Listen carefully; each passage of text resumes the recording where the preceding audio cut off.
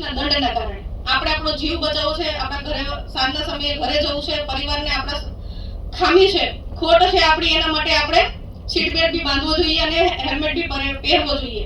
Seat belt બાંધેલા હશે તો નિયમ જે પાડો છો એના માટે. બીજું છે કે તમે કોઈ પણ વાહન લઈને નીકળો છો, તમારી પાસે લાયસન્સ છે, આરસી બુક છે, પીયુસી રાખો, વીમો રાખો, તો એ કદાચ ચલો 4 વ્હીલ છે તો એના માટે બી રાખવાની વ્યવસ્થા હોય છે ગાડીમાં, અને છતાંય ઘણાને એવું લાગે કદાચ ક્યાંક ખોવાઈ જાય, પડી જાય, આ છે તે છે, તો ટ્રાફિકને વાહનને લગતા કોઈ પણ કાગળ છે તમે એક ડીજી લોકરમાં 18 વર્ષથી ઉપરની વ્યક્તિ હોય એ ડીજી લોકર ઓપન કરી પોતાનું આઈડી નાખી અને ડીજી લોકર બનાવી શકે છે. એની અંદર તમે તમારી આરસી બુક રાખી શકો છો, લાયસન્સ રાખી શકો છો, પીયુસી રાખી શકો છો, વીમો રાખી શકો. એ તમે બતાવો તો કોઈ પોલીસની તાકાત નથી તમને કોઈ દંડ કરે.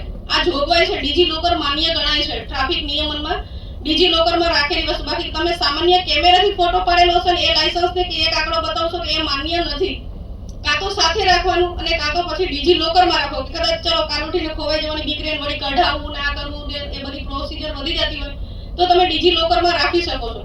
બાકી ડીજી લોકર સિવાયની વસ્તુ હોય છે તો એ માન્ય નથી ગણાતી. ડીજી લોકરમાં રાખેલી હશે તો એ માન્ય ગણાય છે, તમને કોઈ દંડ નહીં કરે અને તમે બધું વ્યવસ્થિત બતાવી શકો. અને એટલું જ કે ટ્રાફિકના નિયમો પાડો, આપણા પરિવાર માટે પાડો, આપણી સેફટી માટે પાડો, આપણે અને આપણા પરિવારને આપણી જરૂરિયાત છે એના માટે પાડો.